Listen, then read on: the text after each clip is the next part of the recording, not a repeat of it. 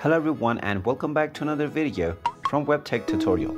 In this video, I'm going to show you how to sign in to your existing account on the investing.com app.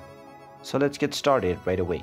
First of all, open up the investing.com application on your device, and once you open it up, if you haven't logged into your account or signed up already, you will be taken into the home page from which you can either continue with Facebook, Google, or sign up with email, or tap on the login button at the top right corner if you already have an account.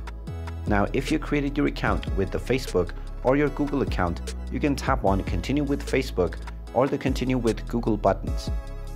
However, if you created your account using your email and your password, just go ahead and type in your email address followed by your account password.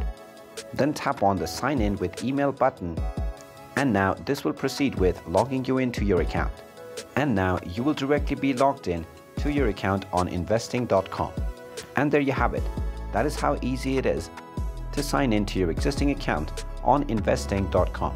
If you find this video helpful, make sure you hit that like button and subscribe to our channel if you haven't done so already. Also ring that notification bell to never miss another update from us. Thank you for watching, and I will see you again in the next video.